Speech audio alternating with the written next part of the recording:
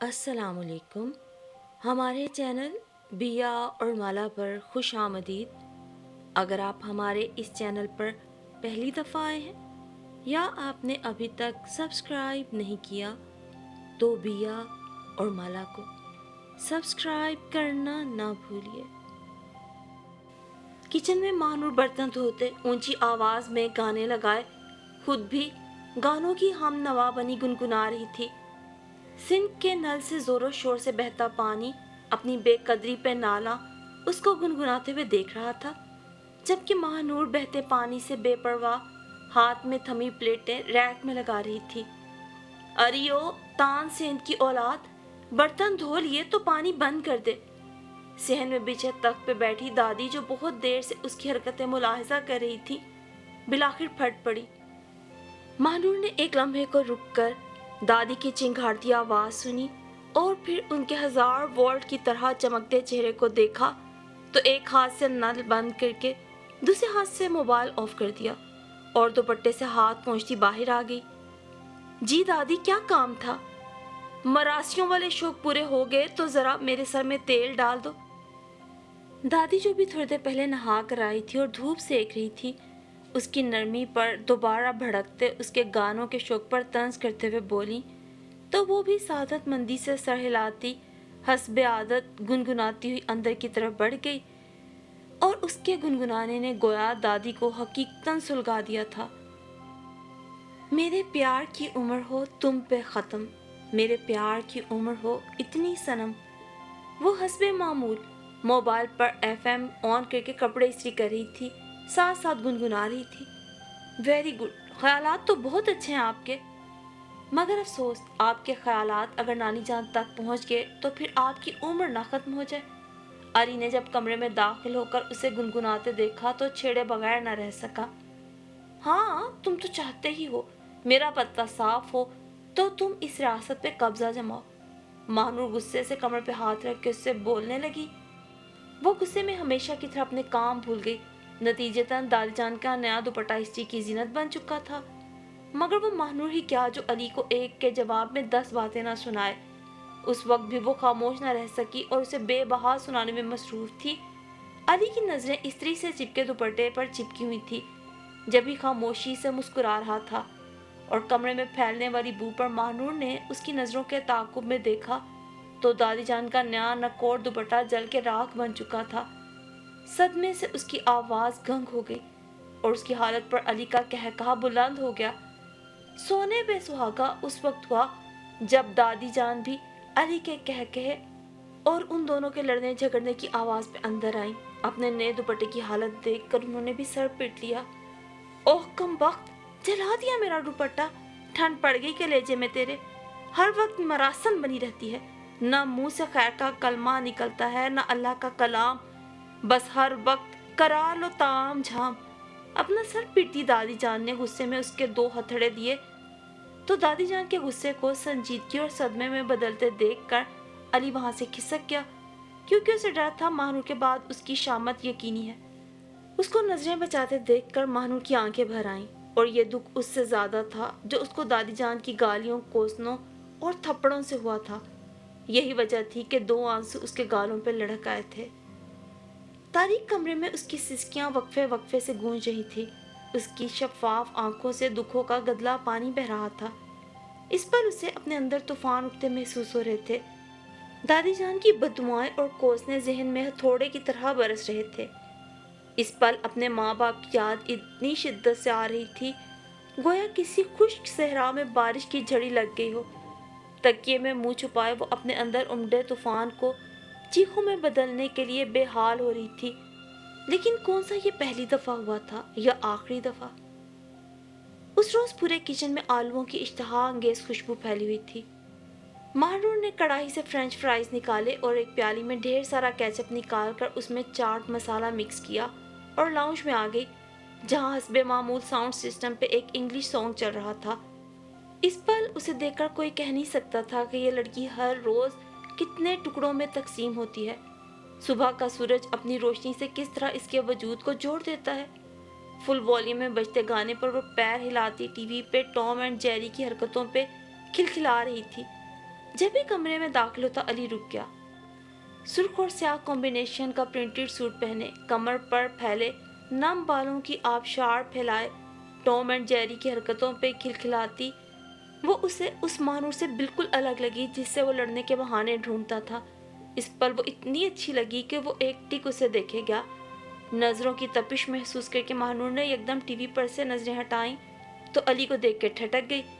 उसके ठटकने पे अली एकदम गड़बड़ा गया। तुम्हें खाने के अलावा और कोई काम नहीं? जब देखो कुछ न कुछ खा रही होती हो।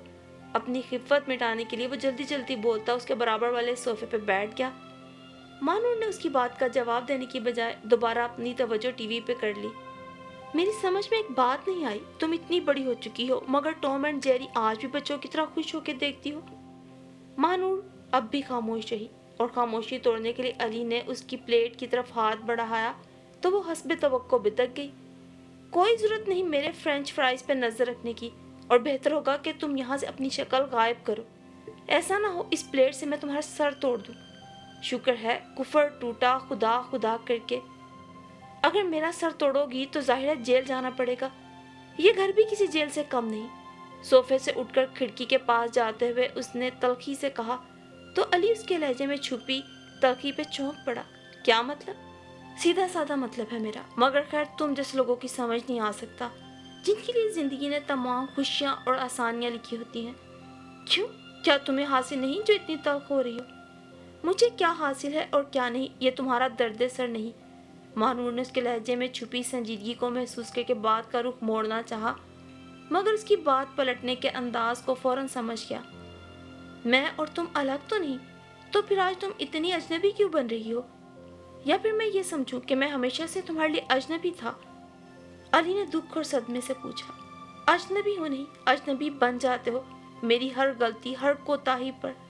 कल भी तुमने यही किया मेरे साथ।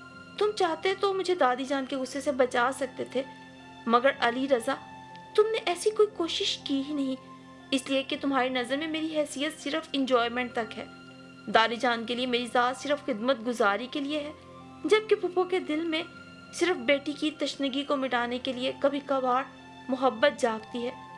क्या मेरी कोई हैसियत, कोई ख्वाहिश, कोई जिंदगी नहीं? ना मैं अपनी मर्जी से कहीं जा सकती हूँ, ना खा सकती हूँ, ना किसी से मिल सकती हूँ, ना पहन सकती हूँ, ना जी सकती हूँ। तो फिर मैं क्यों जिंदा हूँ अली, क्यों? उसने रोते हुए हिस्टेरिक अंदाज में टेबल के शीशे पे हाथ दे मारा। एक लावा था जो फट गया और अली रजा उसकी तपिश और शिद्दत पे हैरान था। शीशा एक छनाके से टूट गया और किशियां जमीन पे गिरने के साथ उसके हाथों में चुभ गई थी। महानूर! शीशा टूटने की आवाज पे वो एकदम पलटा। ये क्या बेवकूफी है महानूर? उसने महानूर का खून से भरा हुआ हाथ थामा तो हाथ से निकलते खून और उसकी फिक्रमंदी पर उसने एक पल में से देखा और दूसरे ही पल हिस्ट्रियाई अंदाज में हंसने लगी। क्या हो गया है तुम्हें महानूर? उसके यूं हंसने पर वो झुंझुला उठा और उसे झिंझोड़ा, मगर वो अपने होशो हवास से बेगाना दीवानों की तरह हंसते हंसते यकदम रोने लगी। मामा, बाबा जान, नानी, आप लोग प्लीज नीचे आए। उसके चीखने पर टेरेस पे बैठे अहमद रजा और किरण तेजी से नीचे की तरफ लपके थे, जबकि बेगम अख्तर हसन क्या हो गया इलाही, खैर कमबख्त अब क्या कर बैठी कहती हुई घबराई हुई उठने लगी। उस पल नीचे की तरफ लपकते अहमद रजा ने उनके लहजे में महानूर के लिए फिक्रमंदी और मोहब्बत की बजाय नफरत और बेजारी को ठटक कर देखा। फिर दूसरे ही पल वो सर झटकते सीढ़ियां उतरते चले गए। अली उन दोनों को आवाज दे के वापस पलट कर महानूर की तरफ आया तो वो कटी हुई शाख की तरह बेहोश पड़ी थी, जबकि कलाई से निकलता खून तेजी से कालीन में जज्ब हो रहा था। किरण रजा और अहमद रजा भी अंदर आ चुके थे। अरे ये क्या हुआ? किरण घबरा कर तेजी से उसकी तरफ बढ़ी, जबकि अहमद रजा ने उसे उठाकर बाहर लाने की हिदायत करते तेजी से पोर्च की तरफ कदम बढ़ाए। हॉस्पिटल पहुंचते उसे फौरी ट्रीटमेंट के साथ खून ज्यादा बह जाने की वजह से आईसीयू में मुंतकिल कर दिया गया। उसकी कलाई में चुभे कांच को फौरी ट्रीटमेंट से निकाला गया। उसकी कलाई पे 5 टांके लगे थे, जबकि खून का फौरी इंतजाम करने की हिदायत भी की गई थी, क्योंकि खून ज्यादा बह जाने की वजह से उसकी नब्ज सुस्त पड़ने लगी थी, जबकि दिल की धड़कन की रफ्तार भी इंतहाई सुस्त थी। अहमद रजा की हिदायत पर ही उनका और अली का ब्लड ग्रुप चेक किया गया علی کا بلڈ گروپ یکساں ہونے کے باعث ڈاکٹرز اسے لے کر اندر کی طرف بڑھ گئے۔ علی کے جسم سے خون اب ماہنور کے جسم میں منتقل ہو رہا تھا اور خون کی رفتار بہتر ہونے پر اس کے دل کی دھڑکن معمول پہ آنے لگی۔ جب وہ خون دے کے باہر آیا تو کمزوری سے لڑکھڑاہٹ، جبکہ آنکھوں میں اس دشمن جاں کی حالت پر نمی تھی۔ اس کے باہر آتے ہی احمد رضا نے آگے بڑھ کر اسے اپنے بازوؤں میں سمیٹ لیا۔ وہ بیٹے کی دلی کیفیت سے واقف تھے اور اس پل باپ کے بازوؤں کا سہارا پانے کے ساتھ شیشے کے پار لیٹی ماہنور کو دیکھ کر وہ باپ سے لپٹ کر رو دیا۔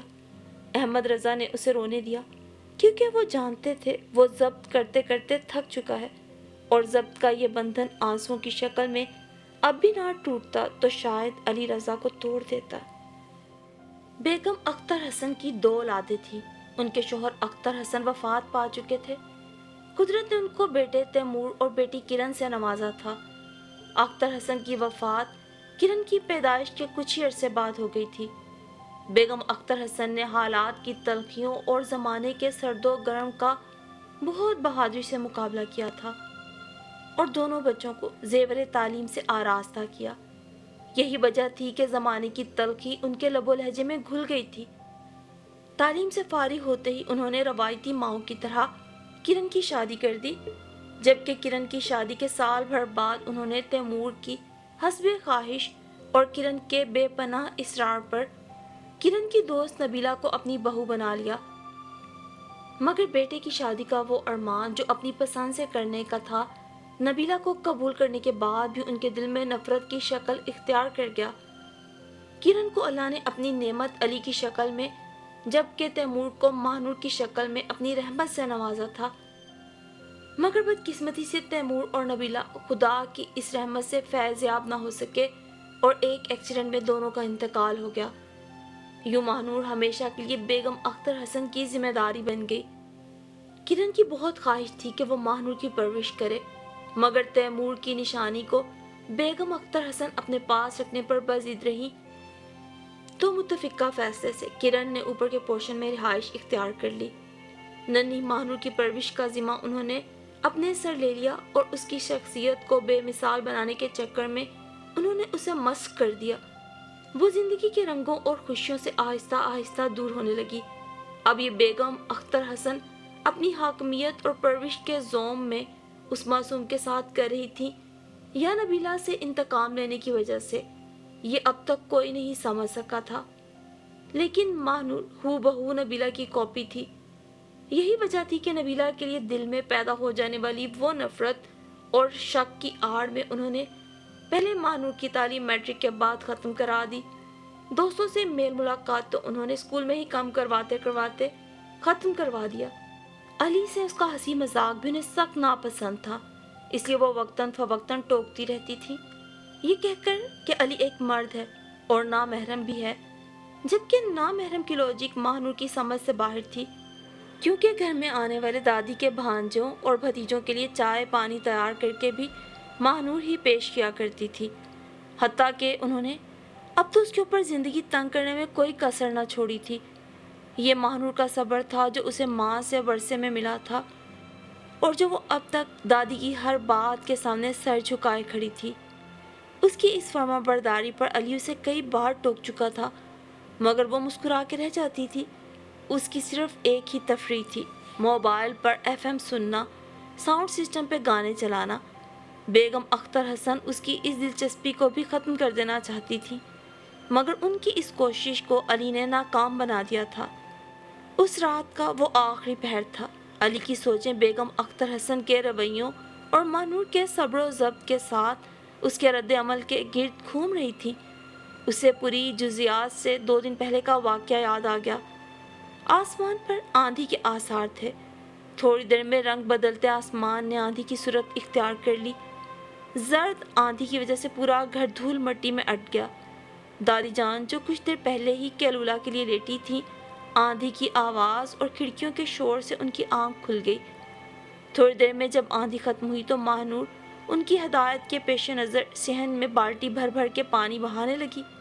ماہنور نے دوپٹے کو کندھے اور کمر کے گرد لپیٹا اور بڑے سے صحن میں وائپر چلانے لگی۔ پائنچے وہ پہلے ہی فولڈ کر چکی تھی۔ پورے صحن میں وائپر چلانے کے بعد جب وہ کچن کے اختتامی حصے میں پہنچی تو دروازے سے علی داخل ہو رہا تھا۔ ماسی، ہمارا گھر بھی دھول مٹی سے اٹ رہا ہے، وہ بھی ذرا صاف کر دینا۔ ماہنور کو چھیڑتا ہوا مٹی بھرے جوتوں سے اندر داخل ہو گیا۔ علی! اس کے گندے جوتوں سے صحن میں جو نقش و نگار بنتے دیکھ کر ماہنور چیخ پڑی۔ اس کے اتنے قریب سے چلانے پر وہ بوکھلا گیا اور اسی بوکھلاہٹ میں اس کا پاؤں تھوڑا سا مڑ گیا، قریب تھا کہ گر جاتا۔ ماہنور نے اسے ہاتھ سے سہارا دیا اور وہ اس کے ہاتھ کے سہارے سے ابھی سنبھلا ہی تھا کہ دادی جان کی غیظ و غضب سے گونجتی آواز سنائی دی، جو نہ جانے کب اپنے کمرے کے دروازے میں آ کھڑی ہوئی تھی۔ یہ کیا ہو رہا ہے؟ وہ دادی جان، علی کا پاؤں! اس کی زبان لڑکھڑا گئی۔ علی نے باغور دیکھا، اس کا چہرہ زرد ہونے لگا تھا، جبکہ ٹانگوں کی لرزش بھی علی سے مخفی نہ رہ سکی۔ علی کا پاؤں مڑ رہا تھا کہ ہاتھ؟ انہوں نے علی کے ہاتھ میں اس کا ہاتھ دیکھ کر طنز کیا تو ماہنور سخت خفت سے پیچھے ہٹ گئی۔ میرے گھر میں اپنی ماں والے لچھن دکھانے کی ضرورت نہیں، اور تم کو میں نے صحن صاف کر کے چائے تیار کرنے کے لیے کہا تھا، مگر تم کو ہر وقت علی سے لڑنے جھگڑنے اور دل لگی کرنے سے فرصت ملے تو بوڑھی دادی کی بات یاد بھی رہے۔ ان کے الفاظ پر ماہنور کی آنکھوں میں زور و شور سے پانی جمع ہونے لگا، اور علی کے سامنے اپنی پاک دامن ماں کی عزت افزائی پر ماہنور کا دل چاہا کہ زمین پھٹے اور وہ اس میں سما جائے۔ وہ وائپر وہیں پھینکتی تیزی سے وہاں سے نکلتی چلی گئی، جبکہ علی ماہنور کی کیفیت اور اپنی نانی کی زبان کے جوہر دیکھ کر جہاں کا تہاں رہ گیا۔ صبح کی سفیدی نمودار ہونے لگی تھی۔ ہنستے مسکراتے روشن سورج کی کرنوں نے کھڑکی سے جھانک کر خوش آمدید کہا تو وہ آنکھیں مسلتا اٹھ بیٹھا۔ ہسپتال کے کوریڈور میں آوازیں گونجنے لگی، کہیں زندگی سے بھرپور اور کسی جگہ امید کی کرن تلاش کرتی آوازیں۔ اس نے صوفے سے اٹھ کر دیکھا، ماہنور باغور سے دیکھ رہی تھی۔ اس نے اس کی آنکھوں میں اپنے نام کے جلتے بجھتے دیے کئی بار دیکھے تھے، مگر اس پل آنکھوں میں چمکتی محبت کی لو کو خوف کے بادلوں میں تھر تھراتے دیکھا تو نہ جانے کیوں اس کا دل دکھ سے بھر گیا۔ صبح بخیر علی، رات کیسی گزری؟ میری وجہ سے تم بھی پریشان رہے نا؟ تم ساری رات I'm sorry، پتہ نہیں مجھے کیا ہو گیا تھا۔ وہ فکر مندی سے بولتی بیڈ سے اترنے لگی تو علی نے آگے بڑھ کر اس کے کندھے پہ ہاتھ رکھ کر اسے اترنے سے روک دیا۔ کہاں جا رہی ہو تم؟ منہ ہاتھ دھو کے فریش ہونے۔ اس نے زخمی ہاتھ سے بے دھیانی میں ماتھے پہ آئے بالوں کو پیچھے کیا تو زخم میں اٹھنے والی تکلیف پر لب بھنج گئے۔ کوئی ضرورت نہیں، تم بیٹھو، میں نرس کو بلاتا ہوں، وہ تمہارا منہ ہاتھ یہیں دھلا دے گی۔ مگر علی، وہ اسے روکنا چاہ رہی تھی، جسے علی نے ایک بار پھر ناکام بنا دیا۔ مجھے تم سے محبت ہے ماہنور، تمہاری فکر بھی ہے اور تمہاری ضرورت بھی، مگر وہ ضرورت جس میں کوئی غرض نہ ہو، بلکہ ایسی ضرورت جو زندگی کی شاہراہ میں ملنے والے غموں اور خوشیوں میں میرا سہارا بن سکے۔ بولو، بنو گی نا میرا سہارا؟ کیونکہ تم نے رات خود اعتراف کیا تھا کہ تمہیں مجھ پہ اعتبار ہے۔ بولو، بنو گی نا میری؟ وہ اسے جھنجھوڑنے لگا۔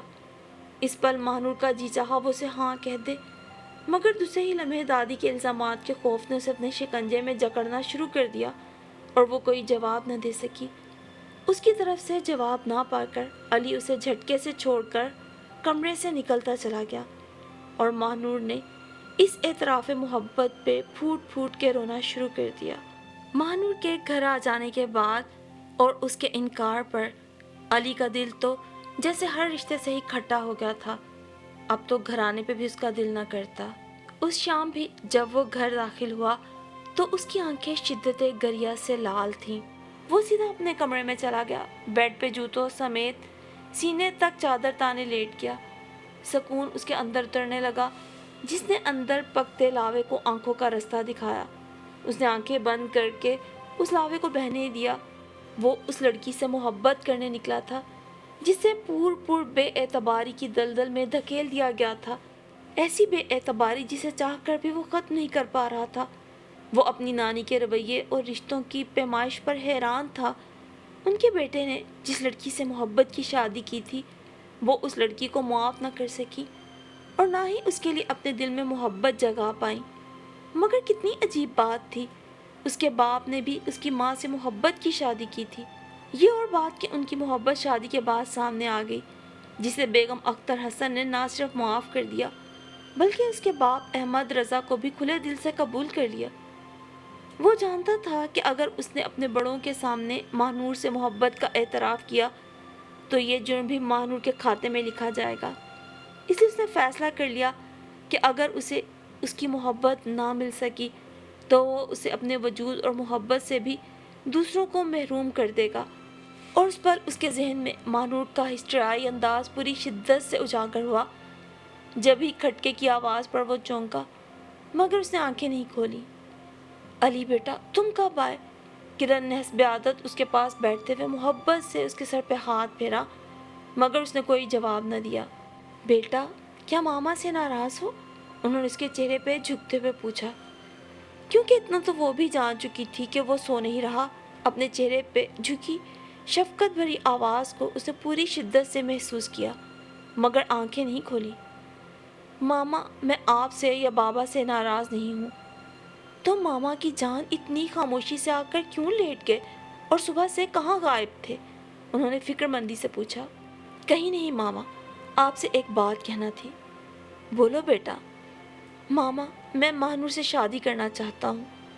بس اتنی سی بات کے لیے میرا بیٹا اتنا پریشان تھا؟ کرن نے مسکرا کر کہا، مگر ان کی مسکراہٹ میں دکھ کی شبیہ صاف محسوس ہو رہی تھی۔ ماہنور تو مجھے ویسے بھی بہت عزیز ہے بیٹا، کیونکہ وہ میرے اس بھائی کی نشانی ہے جس نے مجھے ہر سکھ دیا، خوشی دی، ہر خواہش پوری کی، اور سب سے بڑی خوشی احمد کا ساتھ ہے۔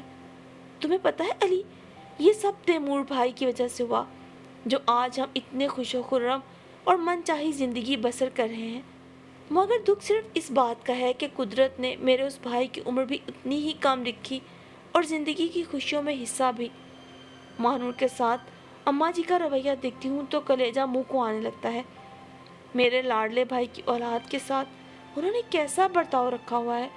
کرن علی کے کندھے پہ سر رکھے بھائی کی یاد میں رو دی تھی۔ علی ششدر تھا کہ اس کی ماں جانتی ہے کہ نانی جان کا رویہ ماہنور کے ساتھ کتنا خراب ہے، پھر بھی کچھ نہیں کہتی۔ اس نے ان کے گرد باہیں پھیلا کر انہیں تسلی دی۔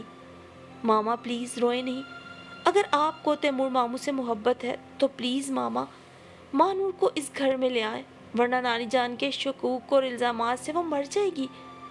ماما وہ دھیرے دھیرے اندر سے مر رہی ہے، اسے مرنے سے بچا لے ماما، اسے بچا لے، علی نے رقت آمیز لہجے میں کہتے ہوئے ان کی گود میں منہ چھپا لیا، اور اس پل بیٹے کے لہجے اور انداز میں چھپی محبت پر کرن بھیگی آنکھوں سے مسکرا دی۔ سو انہوں نے اماں سے بات کرنے کا فیصلہ کیا، اور اماں کے کمرے میں اس وقت وہ چاروں بیٹھے تھے، لیکن بالکل خاموشی تھی، ایسی خاموشی کہ چاروں کی سانسوں کی آوازیں سنی جا سکتی تھی۔ مسز اختر حسن بھی خاموش تھی، اور ان کی اس خاموشی کو توڑ کر کرن نے بس اپنا مدعا ہی بیان کیا تھا۔ اماں جان، میں ماہنور کو اپنے آنگن کا چاند بنانا چاہتی ہوں۔ وہ میرے اکلوتے بھائی کی اکلوتی نشانی ہے، اور اس پر سب سے پہلا حق بھی میرا ہے۔ پلیز اماں جان، ماہنور کو مجھے دے دیں۔ کہتے کہتے کرن کی آواز بھرا گئی۔ ماں کی آنکھوں کو بھیگتا دیکھ کر علی اپنی جگہ پر پہلو بدل کے رہ گیا، جبکہ کمرے کے باہر کھڑی ماہنور ساکت تھی۔ نہیں، یہ ممکن نہیں، اور نہ ہی یہ شادی ہو سکتی ہے۔ کیوں اماں جان؟ بالآخر احمد رضا بھی زبان کھول دیے۔ اس وجہ سے کہ آپ کی بنا اجازت علی نے ماہنور سے محبت کی، یا آپ کا بیٹا نبیلہ بھابھی سے محبت کرنے کا قصوروار تھا۔ احمد رضا نے وجہ دریافت کی تو وہ نظریں چرا گئی۔ آپ مجھے وجہ بتائیں اماں جان، کیونکہ مجھے اپنے بیٹے کی خوشی ہر حال میں عزیز ہے۔ احمد رضا نے ان کے نظریں چرانے کو بغور دیکھا۔ آپ کو محبت سے اتنی چڑ کیوں ہے یہ میں نہیں جانتا، مگر اس بچی کا قصور تو بتائیں جو بچپن سے آج تک آپ کی حاکمانہ طبیعت کا شکار ہے، جس نے نہ ماں باپ کی شکل دیکھی نہ کسی اور رشتے کی۔ اگر خدا نے اس کے لیے تمام رشتوں کو علی کی صورت میں جیون ساتھی کے رشتے میں سمونے کا راستہ پیدا کیا ہے تو پھر مخالفت کیوں کر رہی ہیں آپ؟ اگر تیمور کا نبیلہ بھابھی سے اور علی کا ماہنور سے محبت کرنا جرم ہے تو یہ جرم تو آپ کی بیٹی نے بھی مجھ سے محبت کر کے انجام دیا ہے۔ احمد رضا بولنے پہ آئے تو رکے نہیں، اور اس پل داماد کے منہ سے اپنی ذات کے بارے میں انکشافات اور اعترافات سنتے ہوئے ان کی آنکھوں میں دھند اترنے لگی۔ محبت اگر نکاح کی صورت، شادی کی صورت ظاہر ہو تو کیا گناہ ہے؟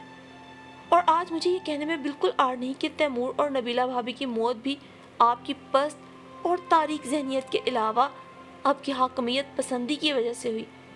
آپ کو نہ جانے کیوں اپنی حاکمیت کا زوال آتا محسوس ہونے لگا تھا، جبکہ نبیلہ بھابھی تو صرف محبتوں میں حصہ دار بننے آئی تھی، اور آپ کے تند مزاج نے نہ صرف اس نازک لڑکی کو موت کے گھاٹ اتار دیا بلکہ آپ کے بیٹے کو بھی آپ سے چھین لیا۔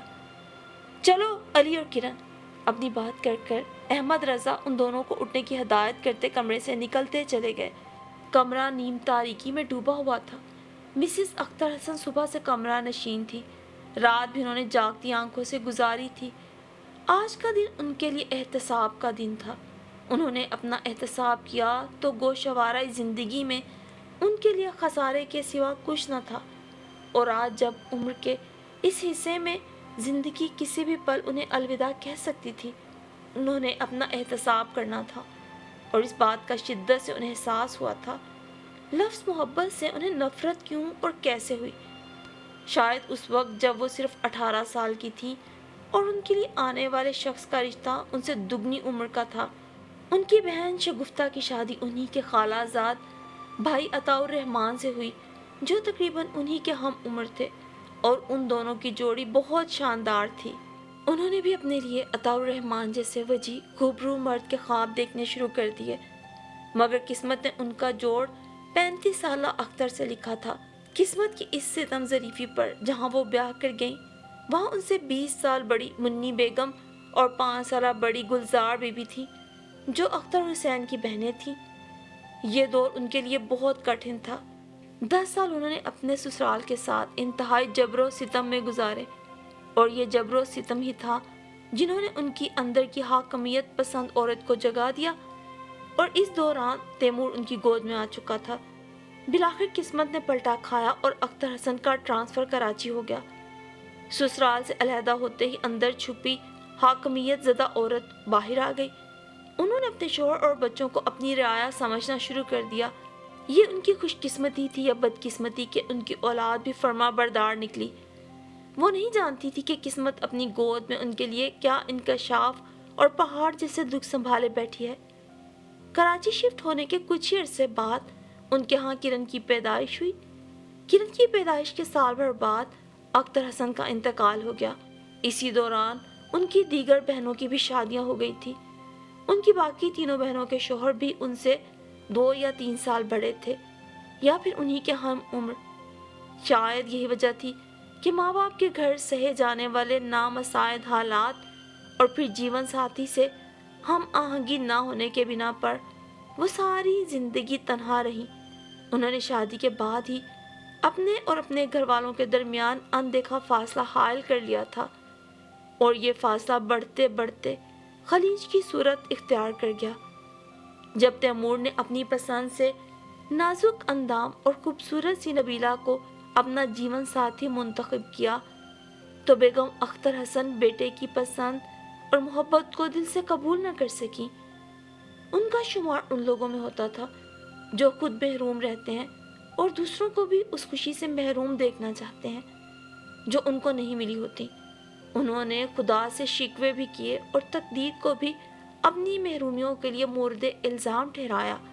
اس کے باوجود انہوں نے دوسروں کو خوشیوں اور سکھ دینے کی بجائے محرومیاں دی، جس میں ان کی اولاد بھی شامل تھی، اور آج اس تاریکی میں انہوں نے اعتراف کر لیا کہ وہ نفسیات کے اس عارضے کا شکار تھیں جس میں انسان اپنی ذات کے غرور اور حاکمیت پسندی کے باعث دوسروں سے ان کی مسکراہٹیں اور خوشیاں تک چھیننے کے در پہ آ جاتا ہے، ان کے قریبی رشتہ دار ہی وہ کیوں نہ ہو۔ اور اس پل یہ جان لیوا اعتراف کہ ان کی حاکمیت پسندی غرور نے انہی کی اولاد کو ان سے دور کر دیا، ان سے قبول کرنا مشکل ہو رہا تھا۔ ریوالونگ چیئر پہ بیٹھی بیگم اختر حسن ساکت ہو گئی۔ ان کے ساکت ہونے پر ریوالونگ چیئر بے جان انداز میں جھولتی رہی۔ علی، پھپھا جان! مانور کی آواز پہ جہاں کرن اور علی چونکے تھے، وہیں احمد رضا بھی بری طرح لبکے۔ अली भागता हुआ नीचे की तरफ भागा। क्या हुआ महानूर? वो दादी। सब लोग बेगम अख्तर हसन के कमरे की तरफ भागे। अली, तुम अम्मा जान को उठाओ, मैं गाड़ी निकालता हूँ। अहमद रजा अली को हिदायत करते हुए बाहर की तरफ तेजी से निकले। अली उनके पीछे नानी को गोद में उठाए बाहर भागा और करीबी अस्पताल पहुंचे। उन्हें आईसीयू में मुंतकिल कर दिया गया। डॉक्टर्स के मुताबिक कोई ऐसा सदमा या इंकशाफ था जिसे उनका दिल बर्दाश्त न कर सका और हार्ट अटैक हो गया। वो तो गनीमत था कि महानूर उनके रात से मुस्तकिल कमरे में बंद होने पर परेशान होती उनकी इजाज़त के बगैर कमरे में दाखिल हुई। उन्हें इस हालत में देखकर उसने शोर मचा दिया। किरण और महानूर की आंखों से आंसू मुसलसल रवां थे, जबकि लबों पे दुआएं थी।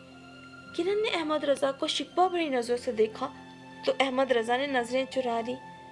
उनके एतराफात ही थे जिन्होंने उनकी माँ को इस हाल में पहुंचा दिया था। थोड़ी देर बाद वो खुद ही उन्हें तसल्ली देने के लिए आगे बढ़े। फूफा जान, दादी जान तो मुझे छोड़ के नहीं जाएंगी ना? मामा के बाद बाबा भी मुझे छोड़ गए थे, और अब दादो। वो उनके कंधे पे सर रख के रोने लगी, जबकि अहमद रजा के पीछे खड़ा अली हैरान था। क्या थी वो धूप छांव सी लड़की? पापा। पीछे खड़े अली ने अहमद रजा के कंधे पे हाथ रखा तो अली की आवाज सुनकर वो पीछे हो गई। एवरीथिंग इज ऑल राइट पापा, डॉक्टर्स ने शाम तक जाने की इजाजत दे दी है। मामा प्लीज, इट्स ऑल राइट, नानी जान बिल्कुल ठीक है। अहमद रजा को बताकर वो रोती हुई किरण के शानों पे बाजू फैलाकर उन्हें तसल्ली दे रहा था, मगर नजरें उसकी महानूर पे थी, जिसकी काली स्याह आंखें आंसू से भरी थीं, जबकि चेहरा सुर्ख हो रहा था। उसके टिकटिकी बांध के देखने पर उसने उसे घूर कर देखा और फिर नजरें चुरा ली। उसकी मासूमाना सी हरकत पर अली बेसाख्ता मुस्कुरा दिया और यूं डॉक्टर्स की कुछ हिदायत और दवाओं के बाद बेगम अख्तर हसन को हॉस्पिटल से डिस्चार्ज कर दिया गया। उन्हें डिस्चार्ज हुए आज तीसरा दिन था, मगर वो हनूस खामोश थी। महानूर ने उनसे कई दफ़ा बात करने की कोशिश की, मगर उन्होंने उसकी किसी बात का जवाब नहीं दिया। वो उनके आगे खाना रखती तो वो खामोशी से खा लेती, वो बाल संवारने का कहती तो वो खामोशी से आगे होकर बैठ जाती, वो उनको दवाइयों का शेड्यूल देखकर बताती तो खामोशी से खा लेती, कभी मुंह फेर लेती। किरण और अहमद रजा, हत्ता कि अली ने भी उनसे बात करने की और उनको बोलने पर उकसाने की सर तोड़ कोशिश कर ली, मगर कोई भी कामयाब ना हो सका। उस दिन भी अली उन्हें सेब काट कर देने के साथ बेतुकी हाँक रहा था, मकसद उनको बोलने पे उकसाना था। साथ ही किरण और अहमद रजा भी बैठे थे, जबकि मानूर उनके पैरों पे तेल का मसाज कर रही थी, मगर उनके लबों पर एक मुस्कुराहट भी ना आ सकी। वो बेतासुर अंदाज में सबको देखती रही तो अली ने गुस्से से छुरी पटक दी। इनफ इज इनफ दादी जान, बहुत हो गया। आपको अंदाजा है कि आपकी खामोशी हमारे लिए कितनी तकलीफ दे, मगर आपको कोई सरोकार नहीं हमसे, खास तौर पर मेरी तो कोई ज़रूरत नहीं। फिर मैं भी जा रहा हूँ हमेशा के लिए हमजा के पास। उसने अपने चचा आजाद का नाम लिया जो लंदन में मुकीम था और कई बार उसे वहाँ आने की ऑफर भी कर चुका था। जब चला जाऊँगा ना यहाँ से, जब आपको अपने नवासे की कदर आएगी। अली उन्हें जज्बाती ब्लैकमेल करते हुए उठ खड़ा हुआ। हाँ ज़रूर जाओ। उनके जवाब पर सब हैरान रह गए। कहाँ तो सब उनसे बात करके थक गए, मगर वो किसी की बात का जवाब नहीं देती थी, और अब जब उन्होंने अली की बात का जवाब दिया तो वो भी अधूरा।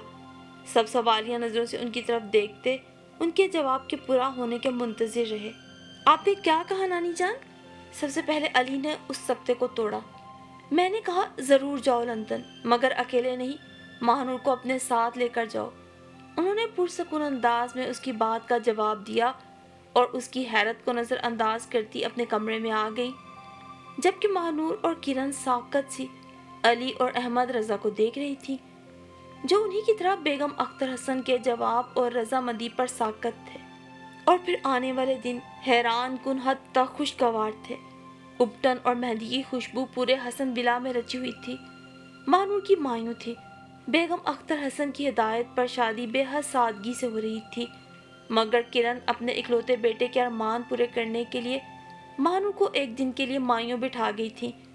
किरण और अहमद रजा के जो 3-3, 4-4 जानने वाले और करीबी अजीज थे वो भी जा चुके थे, और अब पूरे हसन बिला में सिर्फ 5 नफूस थे, किरण, अली और अहमद रजा।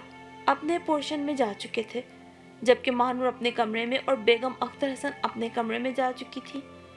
ماہنور ماں باپ کی تصویر ہاتھ میں لیے بیڈ پہ بیٹھی تھی۔ آنسو تسبیح کے دانوں کی طرح ٹوٹ کر تصویر پہ گر رہے تھے۔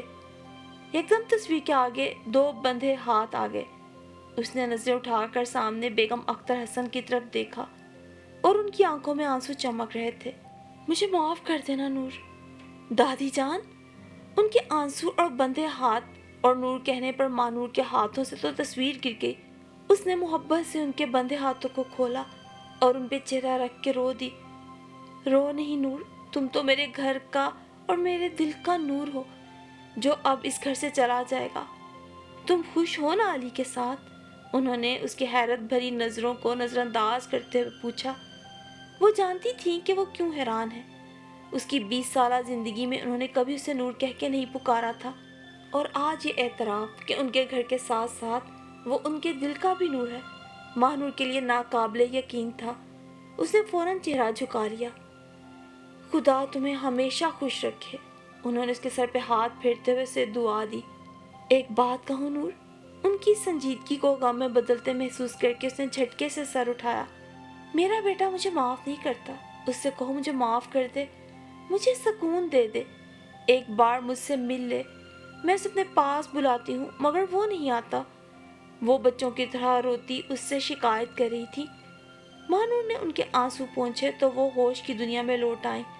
انہوں نے ایک بار پھر اپنے آپ کو خول میں بند کر دیا اور بے دردی سے آنسو پونچھتی باہر کی طرف بڑھ گئیں۔ ماہنور تیزی سے ان کے پیچھے لپکی۔ دادی جان پلیز مجھے اپنے پاس رہنے دیں، مجھے خود سے دور نہ کریں، مجھے اتنی بڑی سزا نہ دیں۔ وہ تڑپ تڑپ کے رونے لگی۔ دادی جان آپ مجھے اتنا دور کیوں بھیج رہی ہیں؟ آپ کے پاس کون رہے گا؟ آپ کا خیال کون رکھے گا؟ اللہ ہے نا۔ دادی جان میں یہاں بھی تو رہ سکتی ہوں، آپ کے پاس، پھپھو کے پاس۔ نہیں، انہوں نے ایک دم غضبناک لہجے میں جواب دیا تو وہ دوڑ کے پیچھے ہٹ گئی۔ اگلے دن وہ ایک بار پھر سر شام کرن کے ساتھ پارلر جانے سے پہلے بیگم اختر حسن کے پاس آئی تھی، کیونکہ بیگم اختر حسن کی ہدایت پر رخصتی آج ہی ہونا طے پائی تھی۔ مگر بیگم اختر حسن خاموش تھیں۔ اس کے تڑپ تڑپ کے رونے پر بھی ان کا دل نہیں پسیجا تھا۔ بالآخر ان کی خاموشی سے تھک ہار کر کرن اس کو اپنے بازوؤں میں سمیٹے باہر لے آئیں۔ ماں کے رویے پہ وہ بھی حیران تھی، مگر اتنا ضرور جان گئی تھی کہ ماں خود احتسابی کے عمل سے گزر رہی ہے۔ ماں کے پہلے حاکمانہ رویے کے بعد خود احتسابی نے ان کی پلکوں کو بھگو دیا تھا، کیونکہ یہ سچ تھا کہ اب ان کے پچھتاوے ان کے بھائی کو واپس نہیں لا سکتے تھے۔ کمرے میں نیم تاریکی اور قبرستان کی سی خاموشی تھی۔ یہ وہ کمرہ تھا جہاں بیگم اختر حسن کی جاہو جلال سے بھرپور آوازیں گونجتی تھیں، مگر آج اس خاموشی میں صرف ان کی سسکیاں کڑلا رہی تھیں، اور کرن اور ماہنور کے جانے کے بعد دو آنسو ٹوٹ کر ان کی کن پٹی میں جذب ہو گئے تھے۔ تنہائی اور خود احتسابی یہی میری زندگی کی سزا ہے، اور ساری عمر کی فصل وہ اپنے آپ سے مخاطب ہوئی۔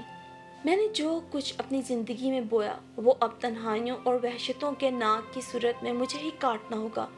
میں نے اپنی اولاد، شوہر اور اپنی آنے والی نسل کے جو حقوق حسد اور ظلم و حاکمیت کی آگ میں جلائے ہیں، آج ان کا خراج اب مجھے تنہائیوں میں ادا کرنا ہوگا، کیونکہ اب ضمیر کی عدالت میں اکیلی مجرم ہوں اور اکیلی ہی جواب دہ، اور اس جواب دہی کے لیے مجھے ماہنور سے دوری کا فیصلہ کرنا ہی تھا، تاکہ میں احتساب کے عمل سے آسانی سے گزر سکوں اور ماہنور زندگی کی راہوں سے خوشیوں کے پھول چنتی رہے۔